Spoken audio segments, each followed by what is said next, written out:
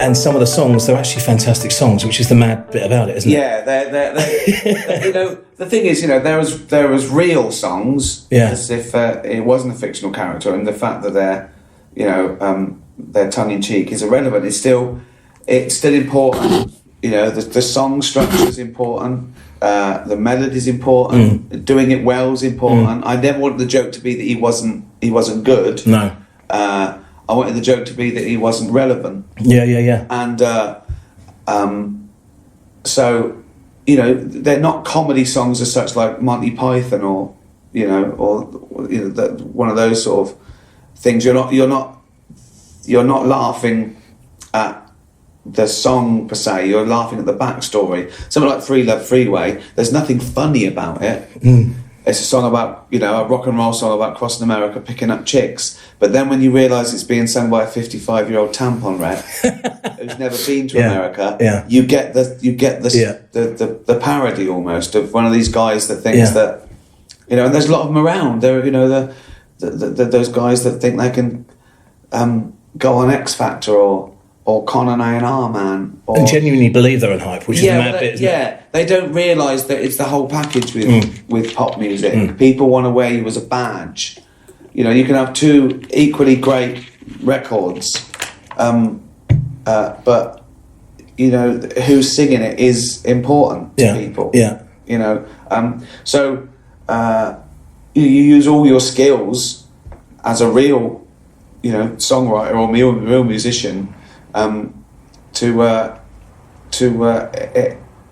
enable the project. So that was very important that we did everything like it was real. It's odd that David Brent could sell out the Hammersmith Apollo in 6 minutes. Quicker than Oasis. Well, yeah, but I think they know they're going to see a fictional character off the telly, so they know that bit. You know, it's just like, if you go and see the theatre, you know, go to the theatre, you don't sit, you know, you're watching Shakespeare, you don't start saying, why is a Danish prince in Slough? You know, you go, it's an act, it's a cover, so they know that, you know, and Brent doesn't hear the screams almost. Yeah. You know, I act like it's not going well. Yeah. I get caught up in it, but, which is how the idea for the film came, because I brought him back for a comic relief sketch, I think the 10-year anniversary of The Office, and I had to think about what he'd be doing now, and I made him the tampon rep, and he was managing a young rapper, Dom, and I did Equality Street, and I thought, I've got quite a few songs now. I wrote 3 for The Office, Free Love Freeway, Spaceman, Paris Nights, got this one, wrote a couple more. I thought I'd do a couple of gigs for a laugh, and we did the Bloomsbury, and again that sold out. You know, in no time at all, when there were 110,000 ticket requests for a 500-seater, and I started thinking, hold on, why has Brent got this amazing band and everyone come to see him? And I thought, oh, he's paid for it.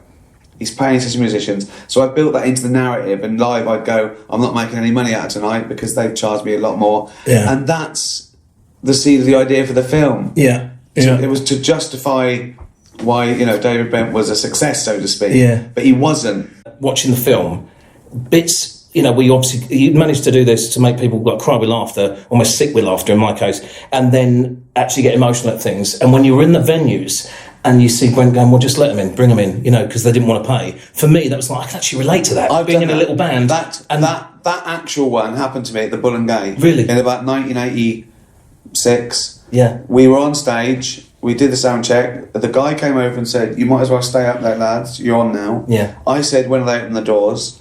He said, they're open. No one's come through to see you. And in real life, I said to the band, I went, let's just treat it like a free rehearsal.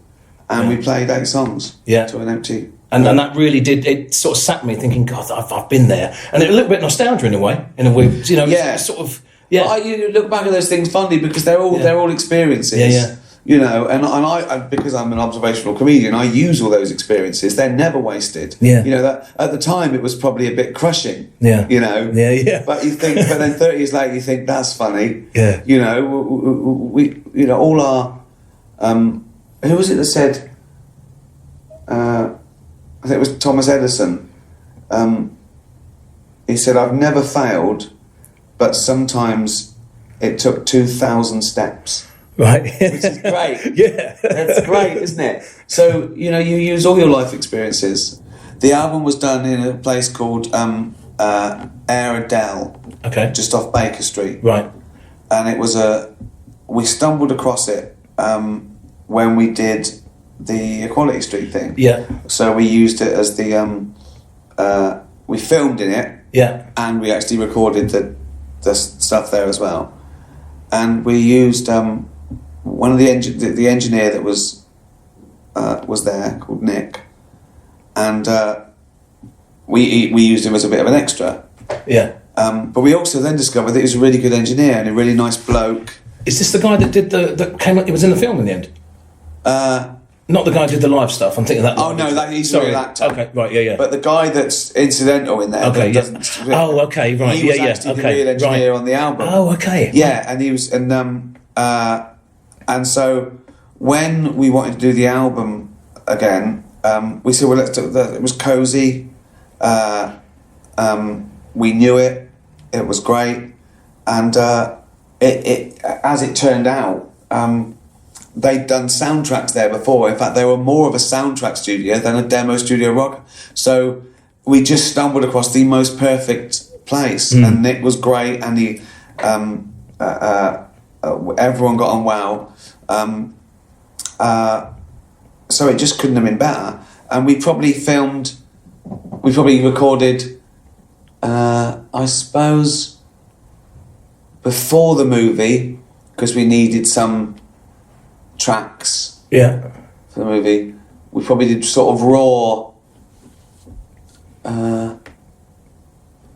5 to 6, 7, 8 days before the film. Yeah. Got it raw, and then after the film went back and finished them, and did another, I suppose, 20 days. The whole album was probably 25 days, I think. And it was just totally enjoyable, of course. It was the most. Yeah. It was the most fun. Every time we went into to do a vocal or a backing track or a mix, it was my best day ever. Because of the lyrics, did you ever lose it a bit and just start? Well, I can imagine. No, it's funny because it's important that they were just as important, but at times it doesn't matter if it's a comedy song when. Those strings kicking on Slough, your emotions, they make me cry like Vaughan Williams, I tried not to rule this out. I put on here about Slough. I put something about Slough, strings on a whole other level. And that's what I was going to say to you. There you go there. Yeah. Because it did. I know. Because I can see that's a brilliant... Because even though it's a joke that Brent is hemorrhaging money putting strings on it because he thinks it's like Vaughan Williams meets Radiohead and it's meant to be pretentious, actually... There's nothing funny about a beautiful chord. It's lovely. It's you have the same emotions as if it's even though he's singing about Taplow and Bray. Yeah. In fact, when the strings people were recording it, they were sort of recording it, and you could see them going because they were hearing it for the first time. So they were laughing. But and there were times when. You take the vocal out, like "Thank Fuck It's Friday." Yeah, it sounds like the best Stones song that he never wrote. No, it is just because you've got so many great hooks in there. It's like Stones meets Jane's Addiction. Yeah, and I always wrote with something in mind to focus what it should be like. Yeah. So, "Free Love Freeway" is like a Tom Petty sort of track. That sort of 80s, crossing America type thing. Slough was meant to be like a sort of Radiohead meets Bowie meets Vaughan Williams because it was about England. So I thought I'd make it that very quintessential. And then you have things like Paris Nights with that very Elton John. Paris, exactly. Very nice and subtle. It's great. A late 70s, early 80s power ballad. Yeah. So it's exactly. It's one of those guys. Billy Joel meets Elton John with a big. Yeah. And done great again, But down the line, Don't Make Fun of the Disabled is meant to be like what's her name? Who did Titanic? Celine Dion. So, it's meant to be like a big like heart or Celine Dion on one of those pompous, big, pompous, over the top. And even with the most unbelievable line, the head and the pillow line, they sang along. Just genius. It was incredible, and the brilliance of that raw shouting head on the pillow, and then perfect. Head on a pillow. Yeah, it was great though, because we were going in there and going, okay, this should be like ELO, or let's do an Eagles type thing on this on the backing. Like Ooh La La is like that sort of early Brit doing sort of West Coast, very breezy, Eagles type thing. So everything, I stole cliches because that's what Brent would do. Do you know what I mean? Yeah. And I had to take it from his era. And the thing is, I mean, again, because we've already said they're great songs, which they are, I actually end up putting that on in the motor, and it's ridiculous, really. So I'll skip from John Lennon or the Beatles driving songs. Oh, isn't it? And I find myself, because he steals the cliche. So he steals from the Stones and Queen and Oasis, and I know all the words more than I know most of the other songs. It's ridiculous. Life on the Road is a cracking. And for me, I mean, again, it's like the stuff, anything you do, I think, because when you watch The Office, I watch it all the time, but I still watch it back and see new things that I haven't noticed before. That's nice. The thing that's, the things like Mind the Gap, that was really got me when you got to hear that. And again, just making people say, all right, we've seen it. But then you do it with the songs, and I'm finding bits in the lyrics in the songs that I hadn't clocked first time. Love it. And it happens with all your work. And there's usually at least one little in-joke. In the songs from The Office, sort of like 70 miles an hour, but no more. It's where he goes 70 miles tops when he realises he's suddenly being filmed. So there's little in gags. For for people. But the songwriting. You have to remember it's a comedy song, because if there's literally no comedy, and then you think, hold on, this doesn't make sense. This is actually a good song. Why was Brent do this? There has to be a little nod to it not being quite right. But again, Ooh La La, again, the in-joke is that he picks up a girl and she's gutted that he's leaving her. So it's still character. It still is like adolescent fantasy that he's... Is it something like Sure She Cried in there or something? Yeah, Sure She Cried, but then I was gone. Which is fun. And the middle-aged man thinking he's cool and sexy is enough. It's enough for the backstory to then do a really good, catchy song. Yeah. I suppose the odd one out is Lady Gypsy, where there is actually almost a comedy piece in it when he's arguing with the girl. About the Heather, yeah. But I like the fact that, again, he put in the admin that he's talking about Liz Virginia, but he included the argument over the Heather, which is him. Same as Thank Fuck It's Friday. Why bring up the fact that he goes to the dry cleaners on a Sunday? It's just not rock and roll. But it's beautifully Brent. But it's great. He thinks that this is important. No, it's the one song I really hoped would be on there. How can I slagging you down here? I always love the end, just that little bit. The circle. There is the song. I know, but there has to be one. I know. Yeah. Please, can you write one? I just think that. I think that was a little nod at the time to Spinal Tap. Yes, yeah. Because you've managed... Because, I mean, obviously you must love that film, I do, but this has got a bit of that in it, but it's also just laugh out loud hilarious, and you've just done a brilliant thing with it, I think. Well, it's funny, because I watched a lot of real rock documentaries leading up to this. Yeah. And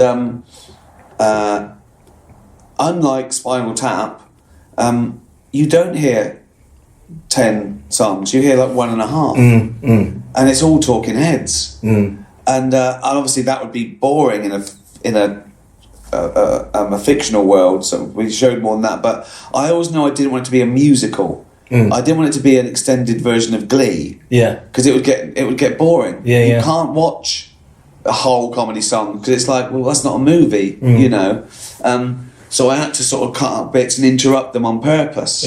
So it looked real. But we did actually record, I think probably 12 or 13 songs for the film, knowing that I'd cut them down to bits Or some we just use the instrumental, like Free Left Freeway is just the instrumental. Spaceman's just a bit of an instrumental. Yeah. Paris Nights, you just hear a little bit of the instrumental. Yeah. Disabled is get interrupted. You miss you miss half a verse here and there. So that was just one verse and the chorus. Yeah. Because that's what would happen in a real film. You wouldn't see the whole songs. No, that's very true. Because you've got to tell a story. Yeah. And plot is everything. Yeah. You think the album's great, but if you heard the whole album, the film, you go, "Where's the fucking story?" Yeah. Do you know what I mean? Yeah. You don't want to hear it. And it came in at 3 hours, the film. Yeah. And I knew it would yeah. come in at 3 hours, and I cut it down to an hour and a half. So when you think that you lose half the material, that's how tight a film's got to be for people's viewing pleasure. And they think they want to see a 3 hour film, but they don't. They'd be looking at their watch.